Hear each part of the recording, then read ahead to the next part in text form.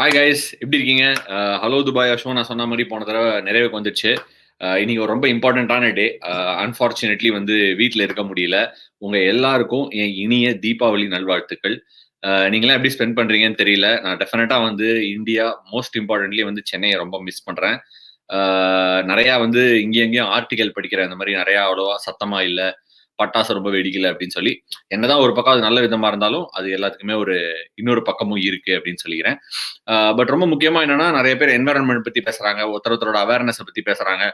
இந்த virus pandemic இருக்கிற டைம்ல ரொம்ப சோஷியல் டிஸ்டன்சிங் இருக்கணும், நல்லா பாத்துக்கங்க அப்படின்னு சொல்ற இந்த சமயத்துல ஒரு சைலண்டா குவைட்டான தீபாவளி இருக்கிறது ரொம்ப ரொம்ப நல்ல விஷயம் தான். அண்ட் என்னை பொறுத்த வரைக்கும் நான் நிறைய மிஸ் பண்றேன். ஏன் மிஸ் பண்றேன் அப்படின்னா, ஊர்ல இருக்கிற தீபாவளியை வந்து ஃப்ரெண்ட்ஸோட நிறைய போய் சின்ன வயசுலாம் நிறைய வெடி வெடிப்போம். வெடிச்சுட்டு எங்க வீட்டுல ஜாஸ்தி குப்பை இருக்கா, உங்க வீட்டு வாசல்ல ஜாஸ்தி குப்பை இருக்கா, பக்கத்து தெருல இருக்கா, இந்த தெருல இருக்கா, இந்த மாதிரி சின்ன சின்ன காம்படிஷன்லாம் இருக்கும். அதெல்லாம் நிஜமாவே மிஸ் பண்றேன். ஏன்னா கிட்டத்தட்ட ஒரு 3.5 மாசம் ஆயிடுச்சு நான் கடைசியா ஊரை விட்டு கிளம்பி வந்து. துபாயில ஃபைனல் முடிஞ்ச அன்னைக்கு நைட்டே என்ன ஆயிடுச்சுன்னா, சரி இன்னொரு சின்ன ஒரு தீபாவளி ஞாபகத்தை பத்தி சொல்லிட்டு அதுக்கப்புறமா இந்த இதுக்குள்ள போறேன். நானு, என் கசின் பிரதர், அப்புறம் பக்கத்து வீட்டு பசங்க, அப்புறம் இன்னொரு ஃப்ரெண்டு 4 பேர் வந்து என்ன பண்ணோம்னா, ஒரு ஈஸியா ஒரு 10 வருஷம் 12 வருஷம் வச்சுக்கோங்களேன் முன்னாடி வந்து, இல்ல இஃப் நாட் மோர் 15 வருஷம் கூட இருக்கும்னு நினைக்கிறேன். எக்ஸாக்டா தெரியல டைம் லைன்ஸ். அப்போ வந்து என்னன்னா, எங்க வீட்டு மொட்டை மாடில இருந்து வந்து எனக்கு ராக்கெட் விடணும் ரொம்ப பிடிக்கும். ராக்கெட் மேல காத்துல விடுறது, அந்த போய் மேல பயங்கர கலர்ஃபுல்லா வெடிக்கிறதுலாம் ரொம்ப பிடிக்கிற விஷயம். ஸோ அந்த மாதிரி வந்து ஒரு ராக்கெட் விடுறதுக்கு அதுக்கு ஒரு பாட்டில் வேணும்ல. பிளாஸ்டிக் பாட்டிலாம் வெயிட் தாங்க, அது கிளாஸ் பாட்டில் தான். கிளாஸ் பாட்டில்லாம் வீட்டில் போய் கேட்கணும். வீட்டில் டெஃபினட்டா வந்து எங்க அப்பா அம்மாவும் சரி, பக்கத்து வீட்லயும் சரி, ராக்கெட்னாலே அவங்களுக்கு ஒரு அலர்ஜி. ஏன்னா பக்கத்துல நிறைய என்ன சொல்றது, குடிசைகள் இருந்தது. அந்த குடிசைகள்ல போய் அது பத்தி எரியறதுலாம் ஒரு காமன் ஃபீச்சரா இருந்தது அப்போ. ஸோ அது பண்ணக்கூடாது அப்படின்னு சொல்லுவாங்க. சின்ன பசங்களா இருக்கும்போது அதுக்கு அவ்வளோ அவேர்னஸ் கிடையாது. அப்ப என்ன ஆச்சுன்னா, நான் என் கசின்ட்ட சொன்னேன். என் கசின் கொஞ்சம் பெரியவன் ஆக்சுவலா. ஸோ அவன்கிட்ட சொன்னேன், டேய் பாட்டில் இல்லடா, என்னடா பண்ணலாம் அப்படின்னு. அதெல்லாம் விடுறா, நான் பாத்துக்கிறேன், கையிலேயே பிடிச்சி விடலாம்டா அப்படின்னு சொல்லிட்டு கையில பிடிச்சி விட்டுட்டே இருந்தாரு. என்னோட இன்னொரு கசினும் வந்து அந்த நல்லா ஏத்துனாரு. ஏத்துனதுக்கு அப்புறமா அது பறந்து போயிடுச்சு. அதுக்கப்புறமா ஆப்வியஸ்லி வந்து பக்கத்து வீட்டு பையன், என்னோட ஃப்ரெண்டு வந்து அதை கொளுத்து, அதுவும் பறந்து போயிடுச்சு. ஃபைனலா நான் வந்து அப்போ கொஞ்சம் அவருக்கு கொஞ்சம் ஷார்ட்டரா இருந்தேன். டால் தான், பட் இருந்தாலும் அவர் ரொம்ப டாலா இருந்ததுனால கொஞ்சம் இப்படி குனியும் போது நான் ஆக்சுவலி வந்து பத்த வச்சிட்டேன் ராக்கெட்டை. ரைட்ல நல்லா இப்படி டேர்ன் ஆகி போயிட்டு ஒரு கூரையில போய் அது குத்தினா ஆக்சுவலி வந்து பயங்கரமா ஃபயர் வந்துச்சு. அது எந்த பில்டிங்னு பாத்தீங்கன்னா, ஒரு ஸ்கூல் பில்டிங் ஆக்சுவலா. அந்த ஸ்கூல் பில்டிங் ஃபுல்லா ஃபயர் ஆகி மீட்டர் பாக்ஸ் எல்லாம் போய் அடிச்சு அது வெடிச்சு போய் எங்களுக்குலாம் ஒரே பயம். இன்ஃபேக்ட் வந்து என்ன நடக்குது ஏது நடக்குது அப்படின்னு தெரியல. அது தெரியாததுனால என்ன ஆயிடுச்சுன்னா, அது நல்லா பத்தி நெறிஞ்சதும் நல்லா ஃபயர் ஸ்டேஷன்ல இருந்து ஃபயர் இன்ஜின்லாம் வந்து அதை அப்படியே காத்துல அதை வந்து என்ன சொல்றது, தண்ணி அடிச்சு எல்லாம் இது பண்ணதும் ஒரு பயம் வந்துருச்சு. என் கசின்லாம் என்ன பண்ணாரு, டேய் நான் அப்பவே வேணான்னு சொன்னேன், நீ தான் வந்து பண்ண சொன்ன, உன்னோட கை ரேகை தான் மேட்ச் பாக்ஸ்ல இருக்கு அப்படி இப்படின்னு சொல்லி ஒரு திகில் கிளப்பி கடைசியில ஒரு மாதிரி ஃபயர் இன்ஜின் வந்து செட் ஆஃப் பண்ணிட்டாங்க. இதுதான் என்னோட ஒரு ஞாபகம். அதுக்கப்புறமா வந்து பெருசா ராக்கெட்டும் சரி வெடிகளும் சரி நான் அவ்வளோவா வெடிக்கிறதே கிடையாது தீபாவளிக்கு. 2 விஷயம். ஒண்ணு, எனக்கு வந்து நேச்சர் அப்படிங்கிற ஒரு ஆஸ்பெக்ட் ஒண்ணு. இன்னொன்று, இந்த மாதிரி விஷயங்கள்லாம் கூட தவிர்க்கலாம் அப்படின்னு சொல்லிட்டு. பட் இந்த தீபாவளிக்கு நான் மோஸ்டா மிஸ் பண்றது நம்ம டிவில நடக்கிற விஷயங்கள் தான். நான் ரொம்ப லுக் ஃபார்வர்ட் பண்ணி பாக்குற ஒரு ஷோ வந்து தீபாவளி அன்னைக்கு, பொங்கல் அன்னைக்கு, நியூ இயர் அன்னைக்குலாம் வந்து பட்டிமன்றம். அந்த பட்டிமன்றம் வந்து ஃபேமிலியா உட்காந்து நானு, எங்க அப்பா அம்மா, ஒய்ஃப் எல்லாரும் சேர்ந்து பார்ப்போம். என் ஒய்ஃப் அவ்வளவா பார்க்கலனாலும் நாங்களாம் உட்காந்து பார்ப்போம். என் ஒய்ஃப் இங்க தான் இருக்காங்க. ஸோ நாங்களாம் ஒண்ணா உட்காந்து பார்ப்போம். அவங்கள ஃபோர்ஸ் பண்ணி உட்காந்து, இல்ல தீர்ப்புலாம் நீ வேணாம், அது சாலமன் பாப்பையா சொல்லுவாரு. ஸோ இப்போதைக்கு okay, thank you. So Solomon Pappaiah தீர்ப்பு சொல்ற வரைக்கும் உட்காந்து வீட்டில் பார்ப்போம். இன்னைக்கு கூட கேட்டேன் ஆக்சுவலி, அப்பா அம்மாவோட பேசிட்டு இருந்தேன். குழந்தைங்களும் ஒய்ஃபும் என் கூட தான் இருக்காங்க ஆஸ்திரேலியால. என்ன நடந்துச்சுன்னா, அந்த துபாயில டெல்லியும் மும்பையும் ஃபைனல்ஸ் ஆடி முடிச்ச, அதான் எப்படின்னா கிரவுண்ட்ல ஃபைனல்ஸ் முடிஞ்சது. முடிஞ்ச உடனே என்னன்னா, கார்த்தாலே பேக் எல்லாம் பேக் பண்ண சொல்லி, ஹாய் ஹாய் இளவேனில், ரொம்ப நல்ல பேரா இருக்கு, அழகான பேரா இருக்கு, தேங்க்யூ, ஹாப்பி தீபாவளி உங்களுக்கும். So Aadhan, thank you Aadhan, happy Deepavali. And என்னாச்சு, நேரா எங்களை என்ன பண்ணாங்கன்னா, அப்படியே அதே துணியோட hi Radhika, happy Deepavali, thank you so much, அப்படியே கிரவுண்ட்ல இந்த நேரா பஸ்ஸில் ஏற்றி யாரெல்லாம் வந்து ஆஸ்திரேலியா டூருக்கு இருக்காங்களோ, அதாவது ஒயிட் பால் லெக். இப்போ ஆஸ்திரேலியாவில் பார்த்தீங்கன்னா 2 இருக்கு, ஒயிட் பால் லெக் ஒன்று, ரெட் பால் லெக். ஒயிட் பால் வந்து T20 ODIs ஆடுற பசங்க. அதுலேயே வந்து ODI சில பேர் ஆடுறாங்க, T20 சில பேர் ஆடுறாங்க, ரெண்டுத்தையும் ஆடல. அப்புறம் டெஸ்ட் டீம்லாம் பார்த்தீங்கன்னா நான், புஜாரா, விஹாரி, அஜிங்கியா ரஹானே, உமேஷ் யாதவ், இந்த மாதிரி நாங்கள் கொஞ்சம் பேர் இருக்கோம். ஸோ இந்த மாதிரி ஒரு 32 பேர் கிட்டத்தட்ட டீம் மெம்பர்ஸ். அதுல நானு, புஜாரா, அஜிங்கியா, எங்களுக்கு ஃபேமிலி வராங்க, குழந்தைங்களோட எல்லாரும் வராங்க. அது ஒரே குதூகலமா இருந்தது ஃபிளைட்ல. ஸோ இன்னொரு ஹோட்டலுக்கு வந்து துபாயில அப்படியே பபிள் டு பபிள் டிரான்ஸ்ஃபர் பண்ணிட்டாங்க. ஏன்னா ஆல்ரெடி இந்தியன் டீம்ல வந்து அங்க யாரெல்லாம் வந்து IPL வந்து எந்த டீம் எல்லாம் தோத்தாங்களோ, தோக்க அந்த டீம்லாம் வந்து இந்த டீம் பபிள்ல வந்து இந்தியன் டீம் பபிள்ல ஜாயின் பண்ண ஆரம்பிச்சிட்டாங்க. ஸோ அங்க எல்லாரும் ஒன்னா ஜாயின் பண்ணோன்னே இன்னைக்கு நைட்டு கிட் பேக் எல்லாம் தூக்கிட்டு நேரம் அந்த ஹோட்டலுக்கு வந்து நானும் என் ஒய்ஃப் ஒரு 4:30 மணி வரைக்கும் கார்த்தால வரைக்கும் பேக் பண்ணிட்டு பேக் எல்லாம் வெளில வச்சுட்டு நெக்ஸ்ட் டே 7 o'clock, அதாவது வந்து 12th ஈவினிங் வந்து ஃபிளைட் எடுத்துட்டு சார்ட்டர். அந்த சார்ட்டர்னா full Indian team members, support staff, families, அதுக்கப்புறம் ஆஸ்திரேலியன் டீம் மெம்பர்ஸ் சில பேர்லாம் ஐபிஎல் விளையாடினாங்களா அவங்கலாம் 10 days வெயிட் பண்ணாங்க. ஏன்னா ஆஸ்திரேலியாவுக்கு பேசஞ்சர் ஃபிளைட்ஸ் எதுவும் அரைவல் இல்லை. ஆஸ்திரேலியால இருந்து வெளியில போலாமே வழி ஆஸ்திரேலியாவுக்குள்ள ஃபிளைட்ஸ் அலௌட் இல்லை. ஸோ இவங்க ஆஸ்திரேலியன் பிளேயர்ஸ்க்குலாம் கூட சரியான வாய்ப்புகள் இல்லை திரும்பி வரதுக்கு. ஸோ 10 நாள் வெயிட் பண்ணி நம்ம ஸ்டீவன் ஸ்மித் ஆகட்டும், யாரா இருக்கட்டும், நிறைய ஆஸ்திரேலியன் பிளேயர்ஸ் வந்து இவர் எங்க டீம்ல அந்த Stoinis, Alex Carey, Ricky Ponting அவங்க எல்லாம் கூட எங்க ஃபிளைட்ல சார்ட்டர் எடுத்துட்டு எங்களோட வந்து இங்க சிட்னில தான் வந்து லேண்ட் ஆயிருக்கும். சிட்னி வந்து நியூ சவுத் வேல்ஸ் அப்படின்வாங்க. நியூ சவுத் வேல்ஸ் ஸ்டேட்ல வந்து நிறைய எஃபர்ட்ஸ் போட்டு எங்களுக்கு நிறைய ஃபிளெக்சிபிலிட்டி கொடுக்குறாங்க இன் டர்ம்ஸ் ஆஃப் எப்படி குவாரண்டைன் பண்றது அப்படின்னு. சில குவாரண்டைன் ரூல்ஸ் இருக்கு ஆஸ்திரேலியால, கொஞ்சம் புதுமையா இருக்கு. துபாய்க்கு, இந்தியாவுக்கு இங்கே கொஞ்சம் புதுமை. எப்படின்னா ஃபர்ஸ்ட் நாங்க வந்து ஆஸ் யூஷுவல் சிட்னி ஏர்போர்ட் அப்படியே வந்து வெறிச்சோடி கடந்தது, ஆளே கிடையாது சிட்னி ஏர்போர்ட்ல. வந்து இறங்கினதுமே வந்து குவிக்கா எங்களை ஸ்ட்ரெட் ஃபாஸ்ட் பண்ணி பேக்ஸ் எல்லாம் நம்மளே தான் கலெக்ட் பண்ணிக்கணும். யூஸ்வலா வந்தோம்னா கிட்டத்தட்ட இந்தியன் டீம் வந்து லேண்ட் ஆயிடுச்சுன்னா ஒரு 200, 250, 300 பேக் இருக்கும். கிட் பேக்லாம் சேர்ந்து, டீம் பேக், இண்டிவிஜுவல் சூட்கேசஸ் எல்லாம் சேர்ந்து. அந்த சூட்கேசஸ்க்கு என்ன பண்ணுவாங்கன்னா porters and pick trolleys arrange பண்ணுவாங்க. அந்த மாதிரி எந்த மாதிரி சர்வீசஸுமே கிடையாது. அவங்க பேக்ஸ் எடுத்துக்கணும்.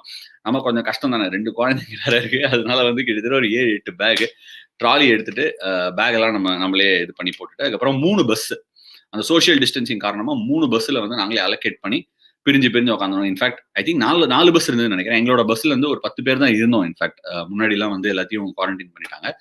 ஸோ சிட்னில வந்து எங்களை ஹோட்டல்ல ஸ்டே பண்ண வச்சிருக்காங்க. அந்த ஹோட்டல்ல ரூல்ஸ் என்ன அப்படின்னா, நீங்க ரூம் அவுட்டு வெளியில யாரும் உங்க டீமோட நீங்க வந்து சந்திச்சு பேசிக்கிறதோ இல்ல இதுவோ கிடையாது. ஃபர்ஸ்ட் டே அன்னைக்கு வந்து ஒரு மவுத் ஸ்வாப் அண்ட் நோ ஸ்வாப் எடுப்பாங்க. அப்புறம் 7th டே, அப்புறம் 14th டே. இதெல்லாம் முடிஞ்சதுக்கு அப்புறமா நீங்க ஃப்ரீயா உங்க டீம் மெம்பர்ஸ்குள்ளேயே மிங்கிள் பண்ணிக்கலாம் அப்படின்னு சொல்லியிருக்காங்க. இதுக்கு நடுவில் வந்து பபிள் ப்ராக்டிஸ் பண்ணலாம்.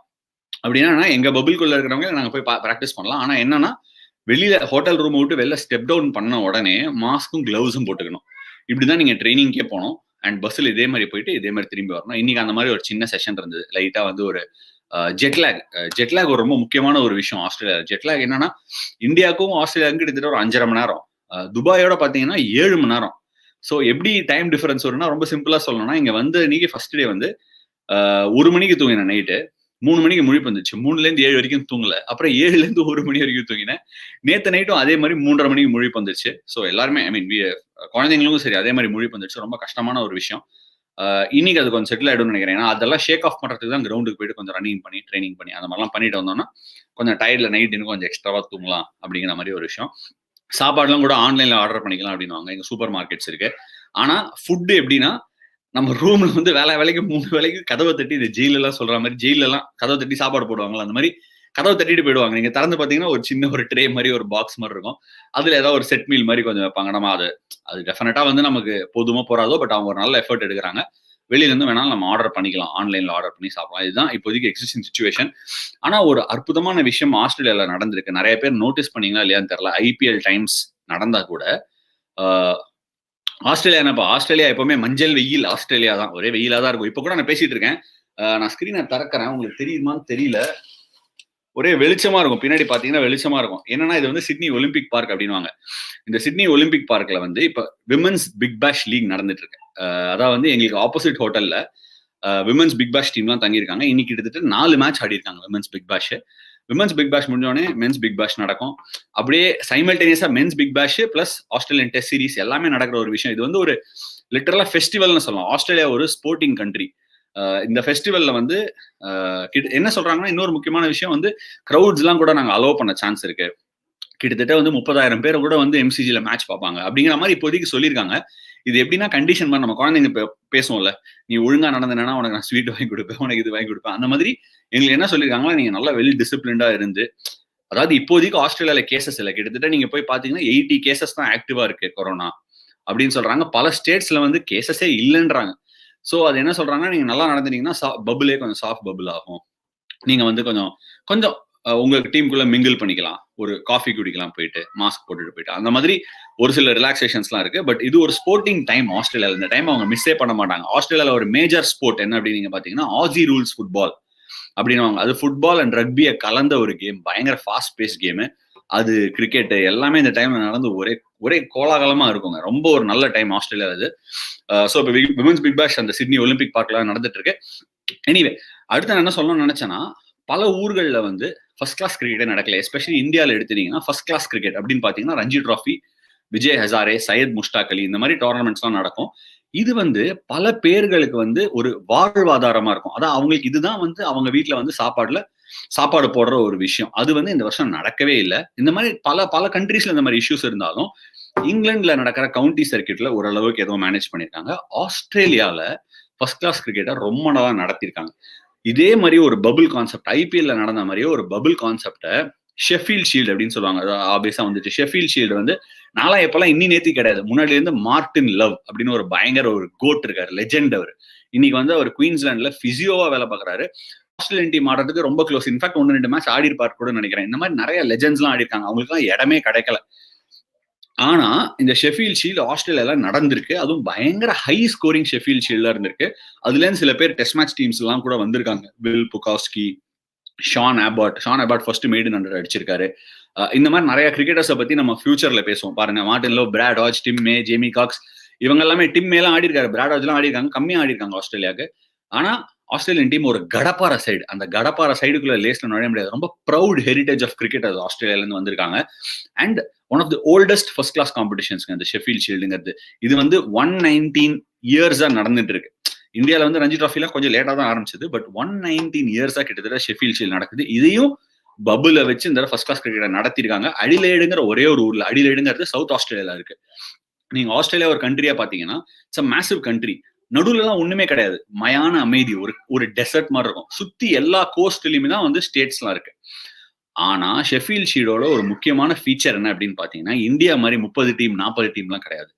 6 டீம் தான். இந்த 6 டீம்கள் யார் யாருன்னு பாத்தீங்கன்னா, விக்டோரியானா எங்க? மெல்பர்ன் தான் விக்டோரியா ஸ்டேட்டோட மெயின் பிளேஸ். அங்கதான் வந்து எம்சிஜி எல்லாம் விளையாடுவாங்க. மெல்பர்ன் கிரிக்கெட் கிரவுண்ட்ல. சிட்னி கிரிக்கெட் கிரவுண்ட்ல ஆடுறதுக்கு அந்த டீமோட பேர் வந்து அந்த state side New South Wales. South Australia அப்படின்னு ஒரு டீம் இருக்கு. அது அடிலேட் ஓவல், அவங்களுக்கு ஹோம் கிரவுண்ட். பிரிஸ்பன்ல ஆடக்கூடிய டீம் குயின்ஸ்லாண்ட். அதே மாதிரி வெஸ்டர்ன் ஆஸ்திரேலியா வந்து பெர்த்ல விளையாடக்கூடிய டீம். ஃபைனலா டாஸ்மேனியா, நம்ம ரிக்கி பாண்டிங் வர ஒரு ரிக்கி பாண்டிங், டேவிட் பூல்லாம் அங்கே தான் விளையாடுனாங்க. டாஸ்மேனியா வந்து அவங்க டாஸ்மேனியா டைகர்ஸ் தான் விளையாடுவாங்க. அவங்களுக்கு பிக் பாஷ் டீம் தான் இருக்கு. பிக் பாஷ் 8 டீம் இருந்தாலும் அவங்களோட ஃபர்ஸ்ட் கிளாஸ் டீம்ஸ் வந்து Victoria, New South Wales, Tasmania, Queensland, Western Australia, South Australia. இந்த 6 டீம்கள் தான் விளையாடுவாங்க. இந்த 6 டீம் சிவியர் காம்படிஷன் விளையாடுவாங்க. ஸோ இந்த பபுல கிரியேட் பண்ணக்கூடிய விஷயம் கொஞ்சம் ஈஸியா சாமானியமான விஷயம் அடிலேட்ல நடந்துட்டு இருக்கு. இன்னும் அப்படியே ஃபியூச்சர்ல நடந்து போயிட்டே இருக்கும்னு வச்சுக்காங்க. அதுல இருந்தா டெஸ்ட் டீம் எடுத்திருக்காங்க. இந்த டீம் எல்லாம் பத்தி first class cricket plus Australian squads announce பண்ணிருக்காங்க. ஒயிட் பால் லெக், அதாவது white ball leg first start ஆகுது. இந்த மாசமே ஸ்டார்ட் ஆகுது. எங்களுக்கு குவாரண்டைன் முடிஞ்ச உடனே அவங்களுக்கு ஒயிட் பால் மேட்ச் ஸ்டார்ட் ஆகுது. அதுக்கப்புறமா டிசம்பர் 17 டெஸ்ட் மேட்ச் ஸ்டார்ட் ஆகுது. ஸோ டெஸ்ட் மேட்ச் பிளேயர்ஸ்க்கு கொஞ்சம் டைம் இருக்கு. ப்ராக்டிஸ் மேட்சஸ் கூட இருக்கு ஆஸ்திரேலியன் டீம்ஸோட. அதனால ஹலோ துபாயோட எக்ஸ்டென்ஷன் அது முடிஞ்சு அந்த சீசன் ஓவர் ஆனதுனால இதுக்கு ஒரு நிறைய புது பேர் கேட்டிருந்தோம். இந்த புது டைட்டில இப்ப லாக் பண்ணிட்டோம். நிறைய பேர் என்ன ஐடியா கொடுத்தாங்க? நல்ல தமயந்தி, ஆஸ்திரேலியா, அடிலேட் அலப்பறைகள், சிட்னி சந்திப்புகள், இந்த மாதிரிலாம் நிறைய பேர்லாம் கொடுத்தாங்க. எல்லாமே ரொம்ப நல்லா இருந்தது.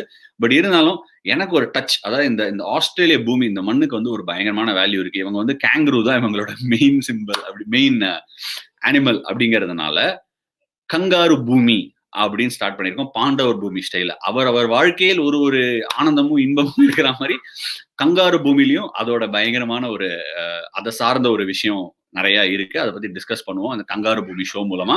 இந்த கங்காரு பூமி ஷோவை கிக் ஆஃப் பண்றதுக்கு நாளானிக்கு ஒரு ஸ்பெஷல் கெஸ்ட் வராரு. அவர் இந்த ஸ்குவாட்ஸ் எல்லாம், நம்ம ஸ்குவாட்ஸை பத்தி டிஸ்கஸ் பண்ணுவோம். அந்த ஸ்குவாட்ஸ் எப்படி இருக்கு ஆஸ்திரேலியால.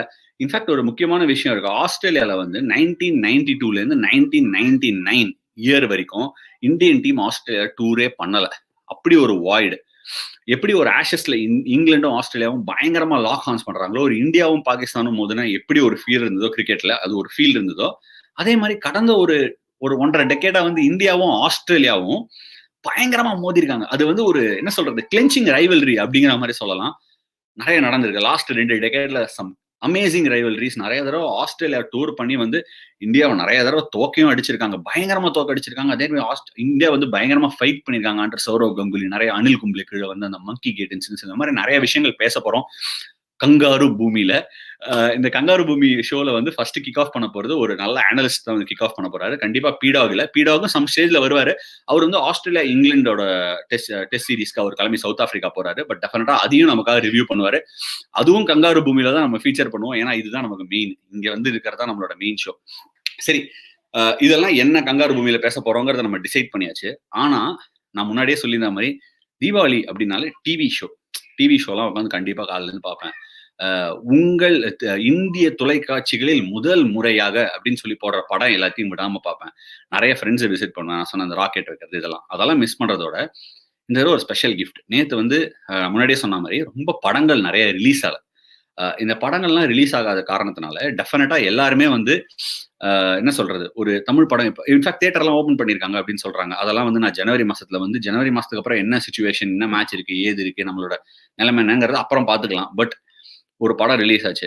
இன்னைக்கு மூக்குத்தி அம்மன் ரிலீஸ் ஆயிருக்கு. நேத்து வந்து சூராரை போட்டு ரிலீஸ் ஆச்சு. நேத்தா முந்தா நேத்தா தெரியல, 2 நாள் ஆச்சுன்னு நினைக்கிறேன். நாங்க ஃபிளைட்ல இருந்ததுனால என்னால பார்க்க முடியல. ஒரு என்ன சொல்றது, குழந்தைங்களோட படத்தை பார்க்கறது அவ்வளோ ஈஸி இல்ல. பட் இந்த ஒரு படம் வந்து டெஃபினட்டா கேப்சர் பண்ணிடுச்சுங்க என்னோட இமேஜினேஷன். அதாவது என்ன கேப்சர் பண்ணிடுச்சு அப்படின்னா, நீங்க எவ்வளோ ஹிஸ்டரியில, அதாவது நம்மளோட ஹிஸ்டரியில எவ்வளோ பின்னாடி போனா கூட இல்ல, ஒரு பல்ப், ஒண்ணுமே கிடையாது. ஒரு சின்ன பல்பு கண்டுபிடிக்கும் போது கூட தாமஸ் ஆல்வா எடிசனுக்கு வந்து அவ்வளோ எதிர்ப்புகள் இருந்தது. இதெல்லாம் என்னப்பா பல்பெல்லாம் ஒரு இன்வென்ஷனா?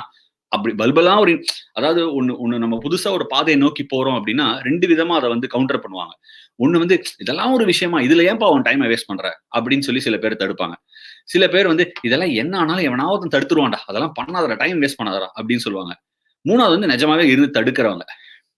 எப்போதுமே என்ன பொறுத்த வரைக்கும் இன்வென்ஷன்ஸ், இனோவேஷன்ஸ்லாம் வந்து பண்றதுக்கு கொஞ்சம் பைத்தியக்காரத்தனம் வேணும். எப்பவும் உங்களை பைத்தியக்காரத்தனம் அப்படின்னு சொல்றாங்கன்னா உங்களோட பிலீஃபை நோக்கி போங்க அப்படிங்கிற என்னோட ஸ்ட்ராங் பிலீஃபை வந்து இன்னும் ஊர்ஜிதப்படுத்துற மாதிரி இந்த படம் இருந்துச்சுங்க.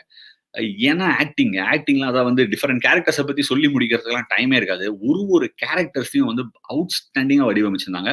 டைரக்டர் அவங்க சுதா வந்து அதான் வந்து இன்ஃபேக்ட் நம்ம கேப்டன் கோபிநாத்னு அவர் எழுதின புக்ல இருந்தா படத்தை எடுத்துருங்க. அவர் சொல்லியிருக்காரு நிறைய பயங்கரமா ட்ராமடைஸ் பண்ணியிருக்காங்க.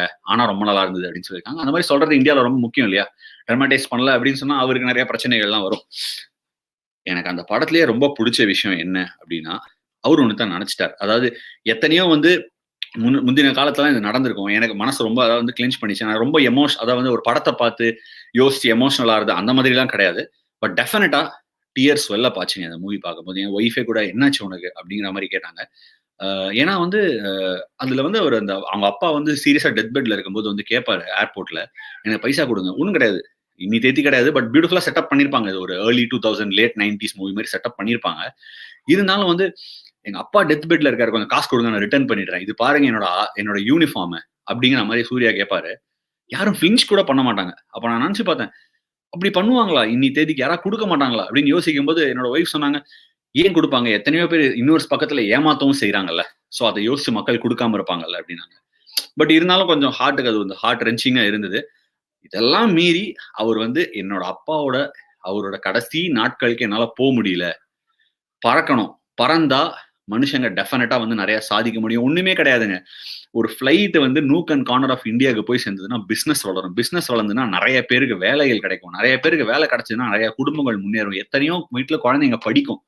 எத்தனையோ இந்த மாதிரி ஒரு விஷயத்த நினைச்சு அந்த கேப்டன் கோபிநாத் வந்து அதை வந்து டெக்கன் ஏர் ஆரம்பிச்சு நீங்க பாத்தீங்கன்னா ஃபிளைட் டிக்கெட்ஸ் ட்ரெயின் டிக்கெட் விலைக்கு தான் ஃபிளைட் டிக்கெட் எல்லாம் கிடைக்குது. இது ஒரு சாதாரணமான மூவி கிடையாது. இந்த மூவி வந்து கேப்சர் பண்ணி வெளியில கொண்டு வந்து இந்த எமோஷனல் ட்ரெயினை காமிச்சது வந்து ரொம்ப இம்பார்ட்டன்ட். எத்தனையோ மூவிகள் எடுக்கிறாங்க தமிழ்ல, ஆனா இந்த மூவியை வந்து எடுத்தது ரொம்ப இம்பார்ட்டன்ட். இந்த மாதிரி நிறைய மூவிகள் வரணும்னு எனக்கு ரொம்ப ஆசை. அதாவது வந்து மூவிஸ் எல்லாரும் எப்படி பாக்குறாங்க, என்டர்டைன்மெண்டா பாக்குறாங்க, ஒரு ஹீரோ வர்ஷிப்பா பாக்குறாங்க. இதெல்லாம் தாண்டி அது ஒரு கம்யூனிகேஷன் மீடியம், அது ஒரு outstanding medium which can change the entire society. இதை நான் முன்னாடியே நிறைய வாட்டி சொல்லியிருக்கேன். அந்த மீடியம்ல இன்னும் நிறைய மூவிஸ் இந்த மாதிரி வரணும். இந்த ஒரு கோவிட் டைம்ஸ்லயும் சரி, வாட் எவர் இட் இஸ், இதெல்லாம் நடந்து ஓடிடி பிளாட்ஃபார்ம் வரதுனாலயா இல்லைன்னு சொல்ல, இன்னும் நிறைய இந்த மாதிரி வரணும்னு நான் ஆசைப்படுறேன். வந்துச்சுன்னா ரொம்ப நல்லா இருக்கும். Finally hats off, the just nailed it. Suriya extra நிறைய நடிச்சிருந்தாரு. சொல்றதுக்கு ஒண்ணு, நான் நடிப்பை பத்தி எல்லாம் பேசுற அளவுக்குலாம் நான் ஒன்றும் பெரிய ஆள் கிடையாது. பட் அவுட்ஸ்டாண்டிங் மூவி, நான் ரொம்ப என்ஜாய் பண்ணேன். அந்த மூவியை பார்த்துட்டு எனக்கு இன்ஃபேக்ட் ஒரு நாள் பிரேக் வேணும் அப்படின்னு நான் ஃபீல் பண்ணேன். தேங்க்யூ மணிகா, சுபிக்ஷா. இன்ஃபேக்ட் வந்து மூவியை ஒரு நாள் பிரேக் வேணும்னு ஃபீல் பண்ணேன். ஏன்னா அதை ரெமினிஸ் பண்ணி அதை வந்து ஒரு யோசிச்சு பார்க்கும்போது வந்து இன்னும் டீப் இம்பாக்ட்ஃபுல்லா இருக்கு. ரொம்ப என்ஜாய் பண்ணி பார்த்த ஒரு மூவி. ஃபேமிலி கிரேட் இல்லைங்க, ஒர்த் டெஃபினட்டா. அதாவது ஒரு மனுஷன் வந்து எவ்வளவோ தடைகளை மீறி மேல வரணும். Especially change. நானே ஒரு ட்வீட் போட்டிருந்தேன். சேஞ்சுங்கிறது வந்து ஈஸியான விஷயம் இல்ல. சேஞ்ச் மட்டும் தாங்க கான்ஸ்டன்ட். சேஞ்ச் மட்டும் தான் கான்ஸ்டன்ட். ஒரு மோட்டார் சைக்கிள் முந்தின காலத்துல போய் பாருங்க, ஒரு சைக்கிள். அந்த சைக்கிள் வந்து கண்டுபிடிச்ச உடனே எல்லாரும் என்ன சொன்னாங்க? சைக்கிள் கண்டுபிடிச்சு அது ஒரு 4 வீல்ஸ் வச்சாரு ஹென்ரி ஃபோர்டு. 4 வீல்ஸ் வச்சுட்டு அந்த காரை வந்து ஃபுல்லா ப்ரொடியூஸ் பண்ணாரு. எத்தனையோ பேர் என்ன சொன்னாங்க? இது வந்து சும்மா ஒரு விண்ட் ஆஃப் த அப்படியே போயிடும், இதுவும் வந்துட்டு போயிடும். இது என்ன ஒரு ஜாலிக்காக தானே வந்திருக்கு இந்த 4 வீல். என்னதான் இருந்தாலும் குதிரை வண்டி வரி வருமா, மாட்டு வண்டி வருமா மாதிரி வருமானலாம் கேட்டவங்களா இருந்தது போய் அதை வந்து ஒரு எட்டாத தூரத்துக்கு இல்லாம எல்லாருக்கும் எட்டுற மாதிரி பண்ணதுதான் அந்த ஹென்ரி ஃபோர்டோட ஒரு பெரிய அச்சீவ்மெண்ட். அந்த கார்ஸ் எல்லாம் கொண்டு வந்து ப்ரொடியூஸ் பண்ணி ஆட்டோமொபைல் இண்டஸ்ட்ரி கொண்டு வந்தது. இந்த மாதிரி ஒரு ஸ்ட்ரீக் ஆஃப் மேட்னஸ். மாற்றம் ஒன்றே நிரந்தரமானது. அந்த மாற்றத்தை தடுக்கிறதுக்கு இல்ல அன்னைக்கு கட்டுப்படுத்துறதுக்கு அவங்களால தெரிஞ்சதை நிறைய பேர் செய்யவும் செய்வாங்க. அதே மாதிரி நிறைய பேர் அதை வந்து என்ன சொல்றது, நம்மளை சுத்தி இருக்கிறவங்களும் சரி, வீட்டுல இருக்கிறவங்களும் சரி என்கரேஜ் பண்ண மாட்டாங்க. ரீசன் என்னன்னா, அது யாருமே வந்து அவங்களோட மண்டைக்கு அது எட்டல அப்படிங்கறதுனால நம்மளையும் அதை எட்ட விட மாட்டாங்க. என்னை பொறுத்த வரைக்கும் வானத்துக்காக எட்டணுங்க. விழுந்தா அட்லீஸ்ட் எட்ட போய் விழுந்தோனாலும் தெரியும். அந்த வானத்தை எட்டணும்னு நினைக்காதவன் தான் எனக்கு தெரிஞ்சு தப்புன்னு நான் ஃபீல் பண்றேன். அந்த விதத்துல இந்த மூவி வந்து is a cut about the rest. In fact நிறைய சொல்லிட்டேன்னு நினைக்கிறேன் மூவியை பத்தி. இவ்வளவு பேசிக்க வேண்டிய அவசியம் இல்லை. பட் எனக்கு எமோஷனலா அந்த மூவி டச் ஆயிடுச்சு. சரி, எனிவே நான் சொன்ன மாதிரி கங்காரு பூமிக்கு நீங்களாம் ரெடியா இருப்பீங்கன்னு நினைக்கிறேன். அவர் வாழ்க்கையில் மாற்றங்கள் ஆஸ்திரேலியா பூமியில் என்ன நடக்குது, கங்காரு பூமியில் என்ன நடந்திருக்கு, முன்னாடி என்ன நடக்க போகுது அப்படிங்கறத பத்தி பார்ப்போம். என்ன நடக்க போகுதுன்னு நாங்க விளையாடின ரிசல்ட்லயே தெரிஞ்சிடும். பட் இந்திய கிரிக்கெட்டுக்கு ஒரு நல்ல ஒரு டைம் இது. நெக்ஸ்ட் ஒரு 6 மாசத்துக்கு வந்து நிறைய கிரிக்கெட் இருக்கு. கிரிக்கெட் ரசிகர்களுக்கு நிறைய தமிழ் கண்டென்ட் ப்ரொடியூஸ் பண்ணி ப்ரொவைட் பண்ணுவேன் நான் நம்புறேன். Please stay tune. உங்களோட கொஸ்டின்ஸ் எல்லாம் போடுங்க. கங்காரு பூமியில என்ன நீங்க ஃபர்ஸ்ட் எபிசோட் 2 எபிசோட்ல பார்க்க விரும்புறீங்கன்னு அதுக்கேற்ற மாதிரி கெஸ்ட் கூட மாத்தி கூட்டிட்டு வரலாம். Thank you so much for joining me. And இதுதான் நேம் லாக்டு. உங்களுக்கு பிடிக்கலனாலும் அட்ஜஸ்ட் பண்ணிக்கோங்க. Thank you so much guys. Have a good day. And before I go, happy Diwali once again.